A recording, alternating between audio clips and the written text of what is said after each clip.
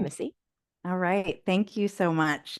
I'm Missy Hughes, and I am going to be talking to you today about creating self-creation through symmetry. And I had this image one morning of a dahlia, and that flower is such a delight to me. So we are using the dahlia as our mentor in self-creation. So I um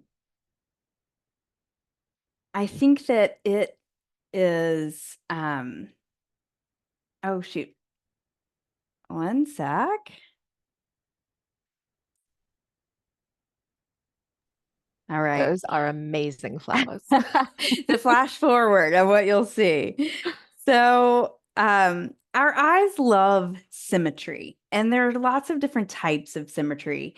Um, Mirror images where you see left and right, or symmetry where everything comes out from the middle. And whatever it is delightful.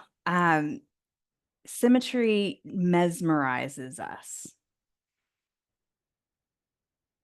It intrigues us.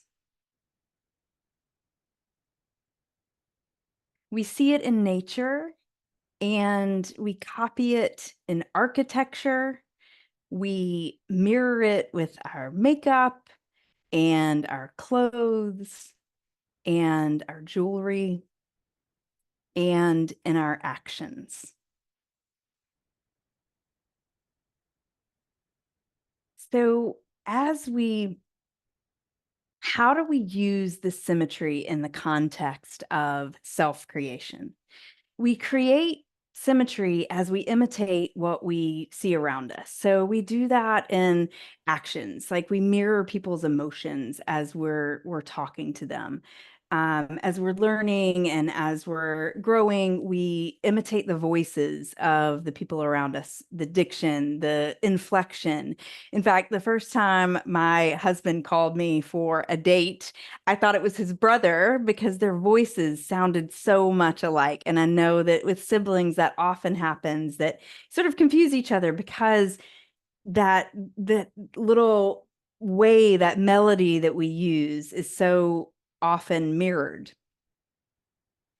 Um, so, but these mirrors can sort of get confusing. So on one hand, we have symmetry imitation as a method of survival, right? So we learn that. So we're watching our parents and like the baby shaving, it's like we do what we see our village doing because that's how we learn how the world works. That's how we learn how to survive. That's how we learn how to move forward in the world.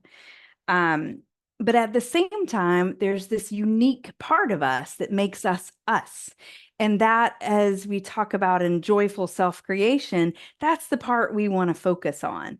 So, interestingly enough, in our DNA, there's more that makes us the same than there is that makes us unique. Yet it's the unique part of us that delights us or challenges us or allows us to kind of grow deeper in ourselves. So it's partly getting to know ourselves that allows us to kind of create what we want in life. Because if I'm just imitating my mom or I'm just imitating an older sister or a dad or a parent or a mentor or whatever, if I'm just imitating them, I don't have the depth of connection. I do what you do. And if I do what you do, I'm okay. But if I don't do what you do, I'm kind of shaky. Like, I don't know where I stand. Am I okay? Maybe I'm okay, but maybe I'm not okay.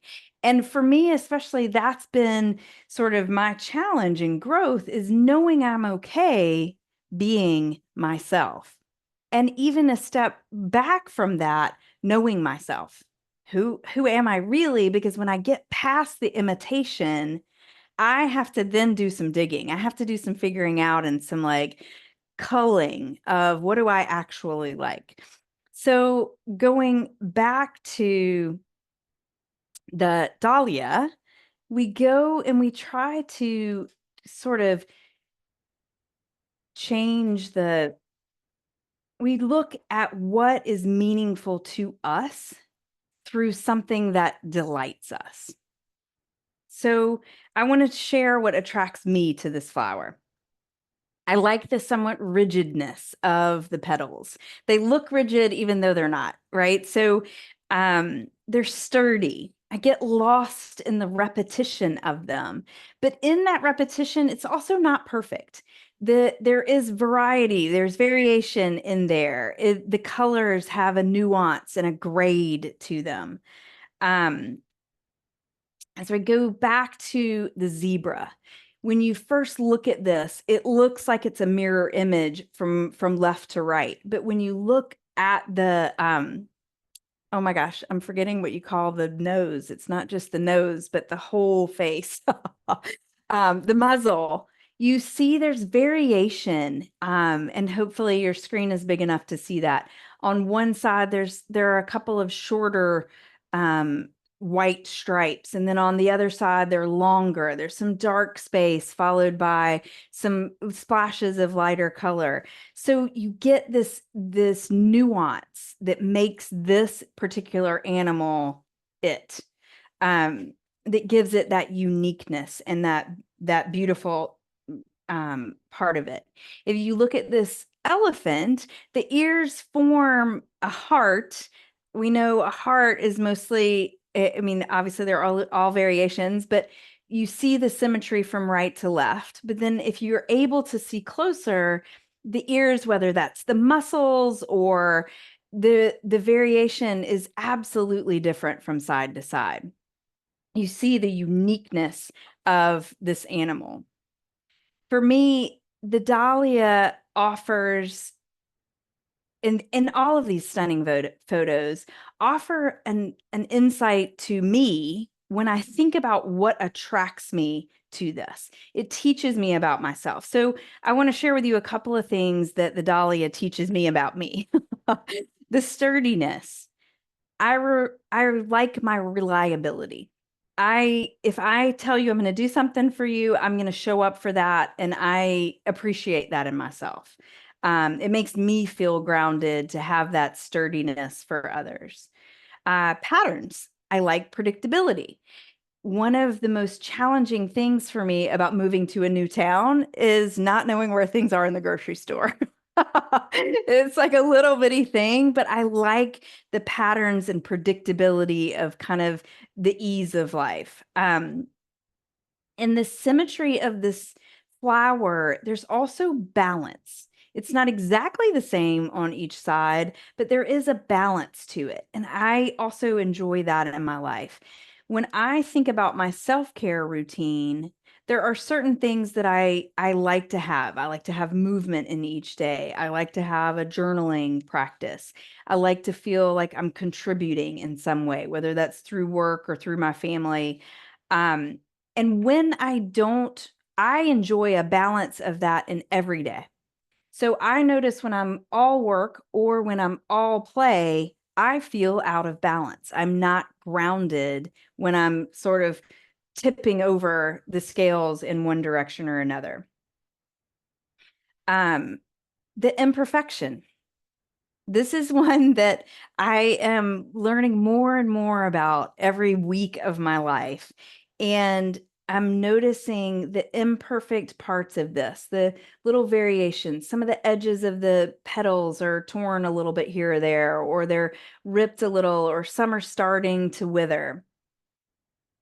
And in myself, when I relieve the pressure of doing it right, I get to live in the present moment of actually doing it. When we're in that imitation of someone else's doing it, we might be doing it wrong. We might not imitate it properly. And so for me, that's been a struggle in my life of doing it right, feeling like I'm according to the protocol. And that's not what life is, right? Life is not all protocols. It's also a little bit withering here and a little bit torn there and a little bit frazzled here and there. So with this Dahlia, I see beauty. But in that beauty, I can identify details about me that are meaningful to me.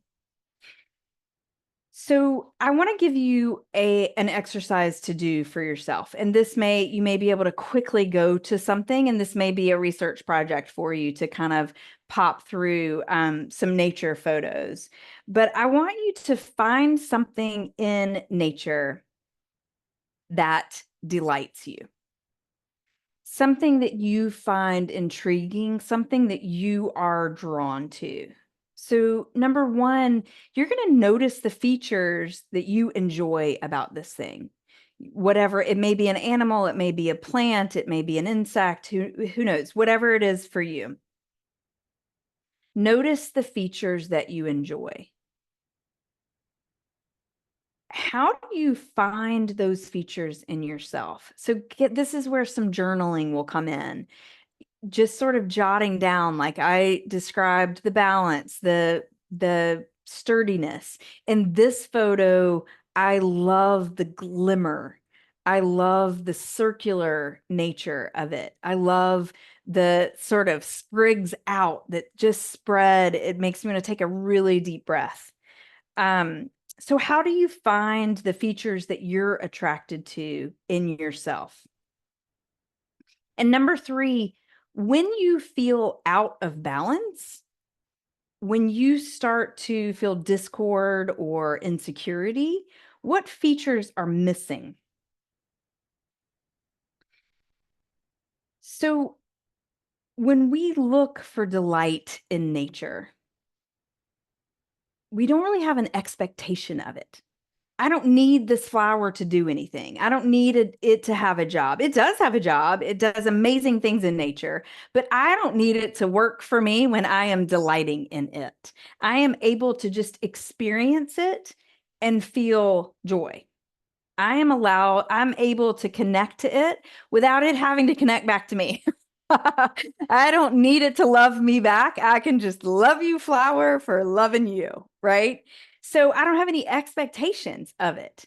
And so when you think about something that you find in nature, when you're looking at yourself and sort of comparing yourself to that thing, you don't have to find um, any expectation of that thing. You get to just feel the joy of it. So you get to release expectations of yourself. That's what makes the process of self creation joyful. That's the part that makes your uniqueness delightful. So I want to ask you and sort of open the floor. If anybody has their thing right away, I'd love for you to share either in the chat or come on live, and we can talk about like what is the thing that you're attracted to in nature. And if you're able to know why you love that thing, what is it about that thing? I'd love to hear your thoughts about it. I was just thinking as you were talking, I I love nature in general. Like Yeah. I love being outdoors. I love nature, as you know. But the thing that always gets me excited is the little details. I love to be able to like zoom in and see things that I wasn't aware of before. Like last week, I found this amazing bright orange caterpillar in the garden that looked like it had a smiley face. It was the most amazing thing. Oh, I saw one of those recently too. Aren't I they wonder what amazing? they They're so are. I have cool. no idea. It was like, I yeah. did actually go and find out, but I can't for the life of me remember, but it creates this butterfly that's black and blue on the one side and then orange and brown on the other. It's very Amazing. cool. Yeah. But discovering the hidden detail, like Right. something that wasn't obvious, something that's a little bit mysterious almost. And it's one of the reasons why I love insects. Like recently I discovered when I was harvesting goldenrod that there is a goldenrod spider, and it's this bright, vibrant yellow little spider with this really weird looking little face. Hmm. And it's a predator spider. They don't spin webs, they just like leap out and attack things that go past. And learning the intricacies, the details, the hidden world of things fascinates me. And I was just reflecting on how that mirrors itself in the work that I do, because so much of coaching is me helping people find the hidden intricacies, the hidden life underneath what seems obvious. Right. And as I look around the rest of my life, I see a similar pattern. It's one of the reasons I like art, not because of the picture on the surface, but often because of the hidden details or the story that's not obvious at first, or that you need to know something about the artist to understand. So I think for me, it's that complexity of life that Right. really draws me in. Well, and what do you think that that says about you as you self-reflect? I enjoy the complexity of life. What do you enjoy in you that that complexity points to? I think it points to me enjoying the multi-leveled nature of myself. Mhm. There's so many versions of ourselves that are all authentic, but there's so many like layers of versions of who we are. Right. And knowing that there is such depth of layers, such depth of experience, and so much intricacy is fascinating. It's like I could never become bored digging into my own brain, Right. figuring out who I am. Right. But as you were talking initially about like our love of symmetry and how we reflect things, it also made me think so much about how we do reflect what we see because that is in our nature. We look for symmetry and how easy it is for us to lose sight of ourselves because we're doing that. I think of social media, particularly here. When we're Mm. seeing images portrayed or we're seeing concepts portrayed, and because we love symmetry, we start to think that we need to reflect that same thing Right. without first checking, does this reflect, is this in symmetry with our inner nature rather than in symmetry with what someone else is presenting? And that makes me come to the sort of sound bites or snapshots that we Mm, take when we're interacting with people. I noticed this with my mom. There was a an instance one time. She's fiercely protective of her children. So there was a guy that said something to me in like 6th grade about being preppy, or what did that even mean? I don't I it was like, but she took it as me taking it as an insult. And I'm sure whatever happened, it did hurt my feelings at the time. Obviously, I was telling her in a hurt kind of way. I can't remember. It doesn't matter. I mean, listen, that was like, who knows how many decades ago. But I guarantee you, my mom is like, something happened and she was like, that guy. And I'm like, wait, we're adults. You take this snapshot of this person. And you're He still said, reflecting that as, right. yeah. And so decades later, she's still grumpy about some kid in middle school from a snapshot. But going back to social media, we take these snapshots of what we're presented, snapshots of life. And as we think about, oh, I'm attracted to that person's this and their life must be wonderful, or I'm attracted to that person's that and that must mean this about them. It's just a snapshot. There are all of these intricacies still. There are all these beautiful details. There are all these Mhm. layers that we don't get to know. And it's interesting when you sort of put it in that perspective, how those snapshots that we create and the desire for symmetry with what we see then leads to us creating manuals for who we're supposed to be. Right, So if we see reflected back at us the fact that getting a college degree is a good thing, that's the snapshot. And then right. without really understanding why or whether or not it's aligned, we then try and create symmetry of the I should be the same as that. There should Sure. be a reflection here. And going back to sort of the beginning of the presentation, we think that that's right.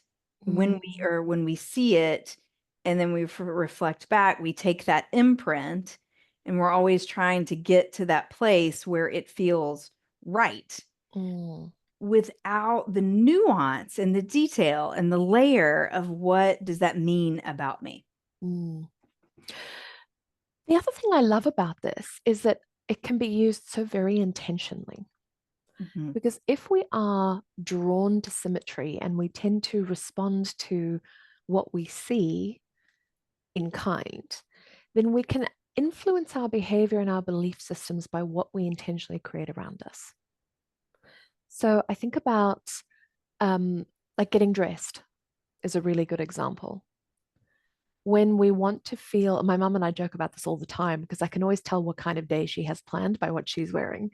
And if she is wearing a red suit, someone's getting in trouble. She has brought the attitude today.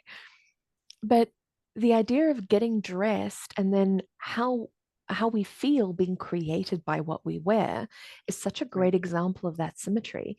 If you wear a power suit to work, Sure. you're going to feel much more powerful. You're going to reflect that back. If you wear something feminine and floaty, you're going to experience that because you're creating symmetry with what's around you. And in the idea of creating your environment at home, for example, to reflect who you are and what supports and nourishes you rather than what Pinterest says your house is supposed to look like, Right. we can really connect so much deeper with who we are and what we want to be reflecting Right. and what we want to create symmetry with. And I just think that's such a great like way in, if that makes Right. sense. Yes. It's interesting because as I was looking for pictures, I had so much fun finding these flowers and finding these images. And I kept looking for an interior design image. Mm, And I was felt in that I felt very frustrated because I wasn't finding there's not a anything lot that of reflected symmetry. me. It was not there. It was not in the Oh, all white wow. tones or in the, it just, I found that very interesting. And, this is just coming to me as I'm thinking about why that feels true. I have often said I'm not great at interior design, but as I walk around my house, I actually love what I've done in my house. Mm, I actually, back to what you said last week, I have created things that delight me. And mm. they're little. It's usually just a little bit of this and a little bit of that that I've put together, but it's not on Pinterest. It's not. It's Yeah. funny you bring in the decor because I was just thinking about how that awareness of how I love the intricacies reflects in my choices at home. Like I've got a lot of antiques Yeah. and I love thrifted furniture because I love the intricacy of older furniture. I love the stories behind it. I Yeah. love knowing where it's come from if I can figure that out. Sure. But I'd say probably about 80% of our furniture is antique Yeah. because I love the backstory. Yeah. It's the same thing as with zooming in on the insects to find the hidden thing that's there. Right.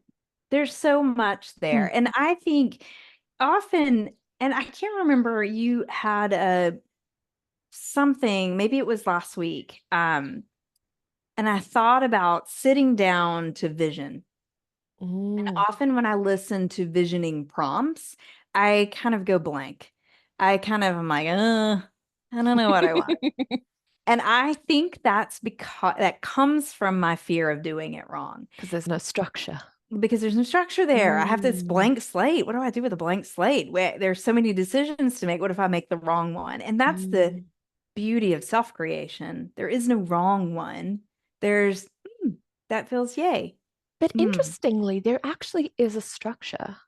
Because if we're grounded in things like our value system, if we've done the work of finding out what is important to me, what am I drawn to, then you have a framework to start from.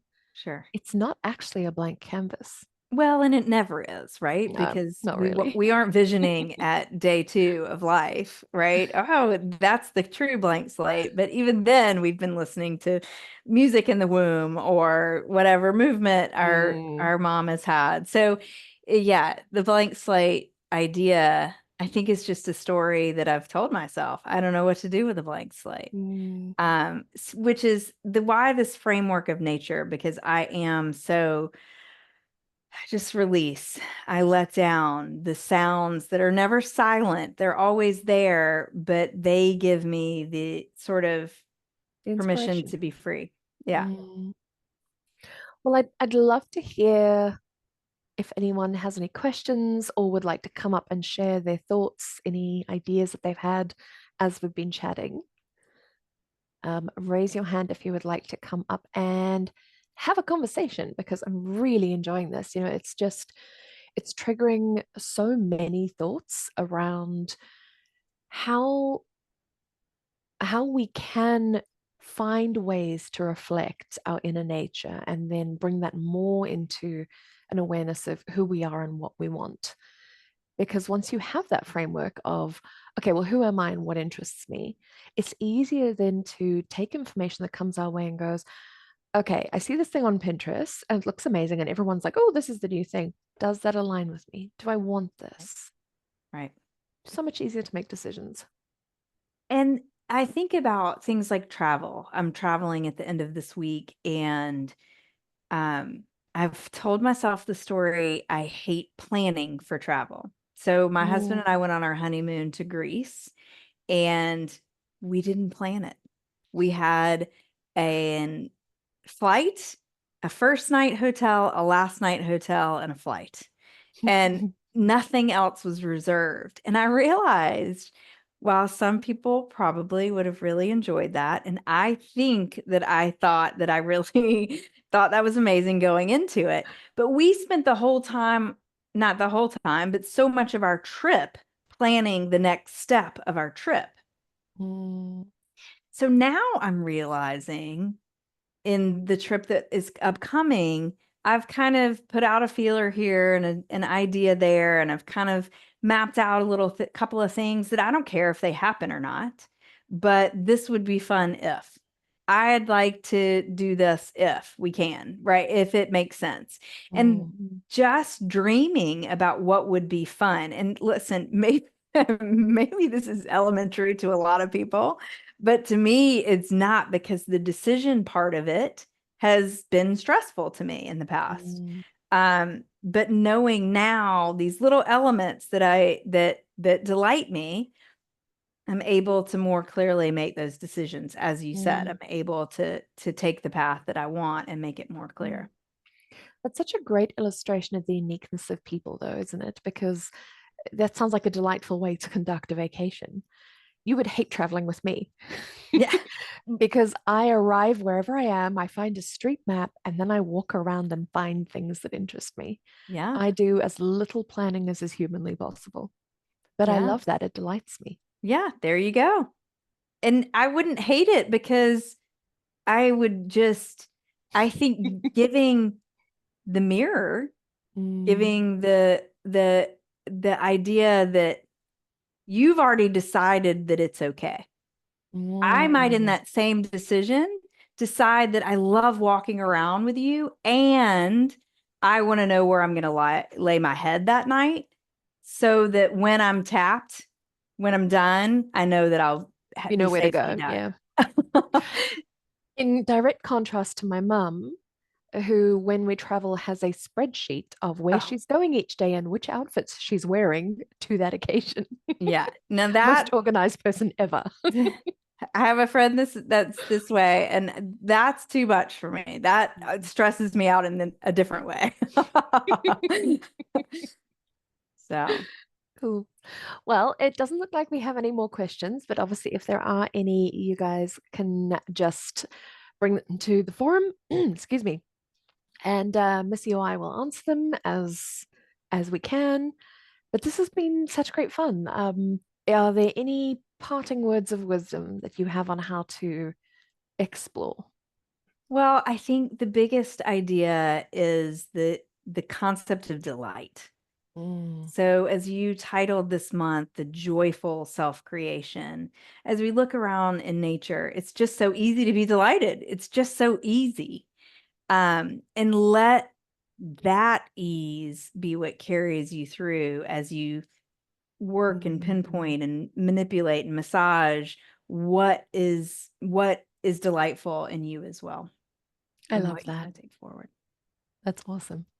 All Thank you. right. Well, thank you so much, Missy. That was a wonderful workshop, and I'm probably going to go and spend some time in the garden and find things to be delighted by. And I'll see you guys next week. Thank you. Bye.